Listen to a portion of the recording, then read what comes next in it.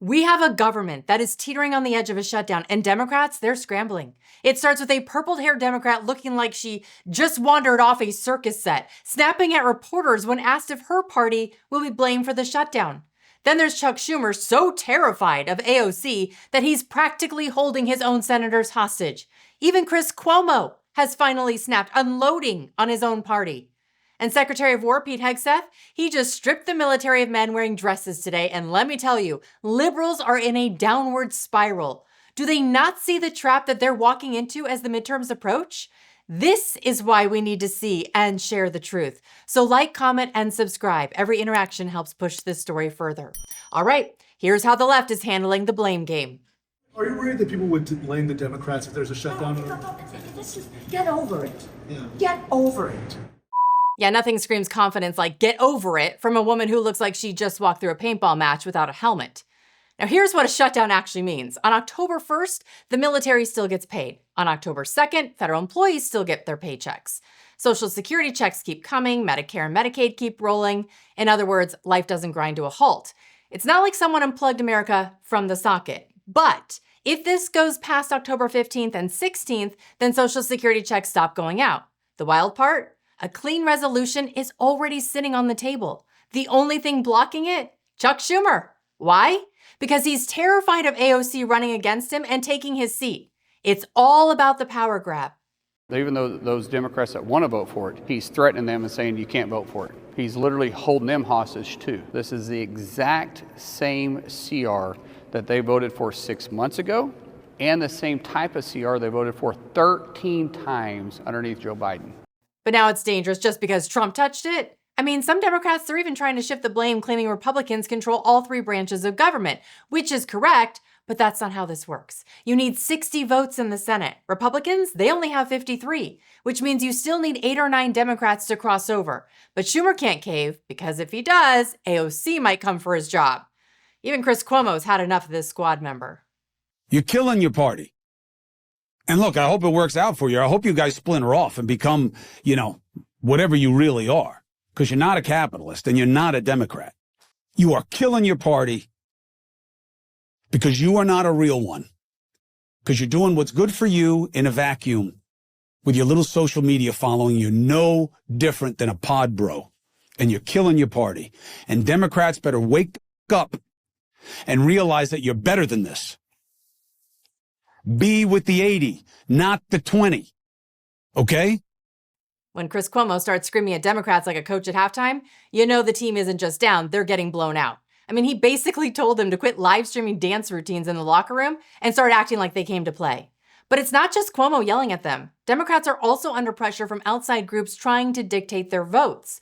Check this out. A left-wing activist group with deep ties to George Soros is leading a full-court press to pressure Senate Democrats to block government funding and force a partial shutdown. Indivisible, the group behind the recent No Kings protests and other anti-Trump demonstrations, is actively pushing Democrats to ignore bipartisan deals with Republicans and the president. They've even made it easy for people to get involved. Their website provides a phone script so anyone can call their Democrat senators and demand they hold the line on the shutdown. It's activism turned into a step-by-step instruction manual for gridlock. And just to connect the dots for you, Indivisible's non-tax deductible entity has raked in $7.6 million from Soros Open Society foundations over the past 8 years. How convenient is that? Democracy isn't just being debated in the Senate anymore, it's being managed by billionaire-funded activist groups. So while Soros-backed groups are busy steering the political agenda, Democrats on cable news are still trying to rewrite history on why voters rejected them in the first place. Watch CNN expose Democrats' failing poll numbers to only have Democrat Representative Debbie Dingell turn around and claim the Democrats' messaging is always on point, as if to say, it's not the Democrats who are the problem, it's you, the voter. Former Republican House Speaker Newt Gingrich wrote in this opinion piece that, quote, if Americans wanted Democrats' prescription for health care, their party's favorability rating wouldn't be languishing at around 30%. And less than a year ago, they wouldn't have handed control of the executive and legislative branches of government to Republicans. What is your response to that? Look, I'm going to say to Gingrich, who is a friend, and we've had many intense discussions, but there are a whole lot of people. Did Democrats do a great job at messaging? Were we talking about these issues the way we should have? Was I telling people last year that we had problems? You know I was, just like I did in 2016. But a lot of people, I've been in those union halls, I'm talking to people who are really being hurt. I go in the hospitals, I go to the community health centers, and people that voted the way they did last year did not know what was going to happen to them. Affordability and health care is one of the most important things to every American. When you're sick, you need to be able to go to the doctor and afford your medicine. Democrats keep talking about healthcare like they've got the monopoly on compassion, but notice when pressed, all they do is recycle their talking points. I'm so glad, too, that she mentioned Americans needing to afford their medicine because she's right. And President Trump, he's not just talking, he's delivering. He just made this major announcement in the Oval Office. Today, Pfizer is committing to offer all of their prescription medications to Medicaid, and it will be at the most favored nation's prices. It's going to have a huge impact on bringing Medicaid costs down. In addition, Pfizer is agreeing to provide some of their most popular current medications to all consumers at heavily discounted prices of anywhere between 50 and even 100%. And that's off the price. And in some cases, even more than that. These drugs will be available for direct purchase online at a website operated by the federal government. So Democrats say they care, but Trump is actually cutting costs and making medicine affordable. And while he's protecting your health, he and Secretary of War Pete Hegseth are also making it crystal clear they'll protect America's strength. We have the strongest, most powerful, most lethal, and most prepared military on the planet. That is true, full stop. Nobody can touch us. It's not even close. No more identity months, DEI offices, dudes in dresses. We are done with that. Together, we're reawakening the warrior spirit, and this is a spirit that won and built this nation. We're a team, and so my message to you is very simple. I am with you, I support you, and as president, I have your backs 100%. So Hegseth and President Trump laying it out with zero apologies. Changes are definitely coming to the military. We're talking about ending political correct leadership, restoring discipline and grooming standards, demanding real physical fitness, and putting merit back where it belongs. Hegseth drove the point home. There will be one standard for all. Because when our sons, daughters, and grandkids are on the front lines, they deserve to fight shoulder to shoulder with warriors who can carry them out of harm's way if they're injured. The enemy doesn't care about your pronouns. They don't care if you're black, white, male, or female, and neither should our military. This is about building the strongest, most capable fighting force on earth. Should our enemies choose foolishly to challenge us, they will be crushed by the violence, precision, and ferocity of the War Department. In other words, to our enemies, F-A-F-O. If necessary, our troops can translate that for you. That's peace through strength, plain and simple. But of course, you can imagine how that triggered the left. Cue MSNBC's Reed Gallen having a full-blown meltdown. Watch this. The only thing worse than Zippy the Pinhead getting up there and doing what he did was having the Orange Pumpkin get up and do what he did. Now, let me just say this, like for Pete Hegseth, right? Now, look, I'd be as skinny as he was if I lived on a steady diet of Zen pouches and Jack Daniels. But like the idea that he goes around explaining why it's not okay for people to be fat in the military while the president of the United States waddles around the West Wing, talking about people's signatures is ridiculous. And I mean, let's expand the aperture out here, Chris. Like our opponents, our adversaries are watching this and they're laughing. They're laughing at us. As Americans, we should feel sorry for the men and women in uniform that they now have to take orders from these two. That's not analysis. That is playground insults. And the kicker here, he says we should feel sorry for the men and women in uniform. No, sir. What's truly laughable is thinking our enemies were intimidated by Rainbow Rifle Month and drag queen shows on base. I mean, if anything, that's what they're laughing at. And the results, they speak for themselves. While the left whines, Americans are more energized than ever before. But we're now at 106% of our recruiting targets for the year, and that's the best in far more than a generation. And for the Marines, morale is so strong that the Marine Corps will meet its 2026 retention targets before the end of October, which never happens. And that's the earliest it's ever happened in the history of our country. And it's not just the military. FBI Director Kash Patel, he's proving that he's not messing around either. Night after night of ICE officers being attacked, Patel dropped this hammer. Quote, FBI Portland just took down a residence of a suspect who allegedly targeted CBP officers. All 4 individuals located in the house are in the U.S. illegally and now in custody. Come after law enforcement officers, and this FBI will put you away. Now, while the Trump administration is laser focused on restoring law and order and backing our brave men and women in blue, Democrats can't let go of their obsession of, well, you know it, J6, using it as a political weapon while ignoring the real crime wave that is hitting our streets. Watch as Democrat Senator Dick Durbin, this was just today, tries to trap D.C. Police Union boss Greg Pemberton in a gotcha moment, only for it to blow up in his face, exposing the left's blatant hypocrisy.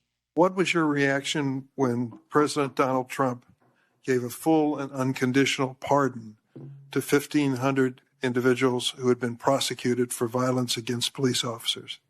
Well, it's frustrating to see that, but what I point to is since that day, since January 7th, 2021 through today, we've had 1,537 officers injured where someone has assaulted a police officer, and 95% of those cases have been no-papered by the U.S. Attorney's Office. So, yes, it's frustrating to have officers who are assaulted, but the vast majority of those people that assaulted officers that day were arrested and charged, and many of them convicted. I'm asking about the full and unconditional pardon by the president. Your reaction to that? My reaction is that it's more frustrating to have suspects who assault police officers who are arrested by cops and have that case no-papered by a U.S. Attorney's Office than it is to have people who are convicted of crimes and spend years in jail and later be pardoned. I guess I don't follow you. Of course a Democrat doesn't follow, because this level of thinking requires common sense. And here's my quick raw take as the proud wife of a soon-to-be lieutenant. Congratulations, babe, on the promotion. We lived through the 2020 BLM riots. My husband and his fellow officers, they were under siege while Democrats were screaming, defund the police. And when violent criminals were finally arrested, Democrats just bailed them out with celebrity cash. That's why this union boss is frustrated, because Democrats only care about cops when it serves their narrative. You're saying that since there were assaults aside from January 6th that were not prosecuted, you felt more strongly about that than the pardon of the president of 1,500 people who violently assaulted police officers? What I'm saying, Senator, is more than 1,500 officers have been assaulted by people since that day, and nothing has happened to those suspects. Would you put them in at least the same level of outrage, assaults on your officers, whether in the Capitol January 6th or afterwards? I don't think anybody should ever be assaulting officers, and if they do, they should be prosecuted to the fullest extent of the law. And should they be full and unconditionally pardoned? My frustration, Senator, is that no one seems to care about police officers who were assaulted after that day or before that day. It seems like people only care about police officers who were assaulted on that day in the calendar. Police officers are assaulted all the time. No one seems to care about it, and that's our frustration. There it is, the unfiltered truth from the front lines. And Durbin still dodges it like a career politician. I mean, this is why conservatives fight. Democrats talk a big game about justice, but they've turned our cities into war zones by coddling these criminals and vilifying the very people keeping us safe. And tragically, the consequences are devastating. Just ask the father of 22-year-old Logan Federico. She was murdered by a career criminal with 39 arrests who should have been behind bars for life. Instead, he was free to kill. How did Democrats react? Well, once again, they couldn't even get the name of the victim right. Watch this. I also want to express my deepest condolences to the family of Irina Zarutska. We should have been doing more to prevent crime and address the lack of mental health care long before this hearing, particularly. My daughter. This isn't Irina. Oh, I'm sorry. This is my daughter. I am so sorry. Okay? I am so sorry. This is Logan Federico. She was before Irina. I am so 4 months before. I'm so sorry for your loss, and my heart goes out to you. Dare you not know her? That is inexcusable and obviously extremely offensive to the father sitting there. I mean, Logan's dad, Stephen, he tore into the left-wing policies that allowed his daughter's killer to be walking the streets. Think about your child coming home from a night out with their friends, laying down, going to sleep, feeling somebody come in the room and wake them and drag her out of bed, naked, forced on her knees, with her hands over her head, begging for her life. Bang! Dead. Gone. Why? Because Alexander Devontae Dickey, who was arrested 39 goddamn times, 25 felonies, was on the street. You will be sick and tired of my face and my voice until this gets fixed. I will fight until my last breath for my daughter. Absolutely heartbreaking. And what makes it worse is that this was entirely preventable. Left-wing policies aren't just reckless, they're deadly. And while Democrats create the chaos here at home, President Trump, he is working tirelessly to restore stability abroad. Just yesterday, alongside Israeli Prime Minister Benjamin Netanyahu, he unveiled a 20-point peace proposal. Hamas now has just a few days to decide whether to accept it or expose themselves once again as the terrorists they are. But instead of recognizing the magnitude of that moment, MSNBC did what MSNBC does always. They ignored the history being made and tried to spin it into a cheap negative. That's why nobody turns to them for news anymore. Their entertainment value for the Trump deranged. Watch this. Another unusual move, that bilateral news conference did not contain any of the conference, so there was no questions from reporters. Usually, it's a 2-and-2 situation. 2 questions from American press, 2 questions from the foreign press to each of the leaders. We did not see that there. Again, no Oval Office moment. We usually get one of those. I mean, the level of creativity it takes to spin this hard should not go unnoticed. I mean, this is what they're upset about? That there weren't enough questions from reporters? I mean, where was this outrage when Biden ducked the press for 4 straight years? When he literally turned his back and walked out of the room? President Trump has already done more press conferences in 9 months than Biden managed in an entire term. Yet suddenly, not following the 2 questions per country routine is a crisis? And it gets worse. Listen. And the windup before Benjamin Netanyahu spoke was, I think, a full 30 minutes. Again, that's unusual as well. Oh, so now the problem is he didn't talk long enough. I mean, if he had spent an hour speaking, she'd be whining about him dragging it out. Honestly, these people should come with a TDS warning label. And here's the part they really don't want you to see. While the media plays hall monitor, Trump just landed a massive win against big tech. A federal court awarded him $24.5 million after being silenced by the tech giants. And instead of pocketing it, he's putting $22 million toward building a new White House ballroom. Think about that. While Democrats line their pockets with taxpayer money, Trump takes his winnings and invests them back into America's house, the people's house. Democrats tear down, Trump builds up, and that's why they'll never stop trying to destroy him. Now, coming up next, Eric Swalwell, he threatens conservatives. Did you see this? Saying that he is coming for you if the Democrats win back control in 2026. Plus, Charlie Kirk's alleged assassin was just back in court, and Rosie O'Donnell's therapist is now questioning her sanity.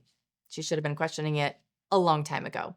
Go ahead, click on that video you see now on your screen, and I'll see you over there. For everybody else, thanks for watching. Have a great rest of your day.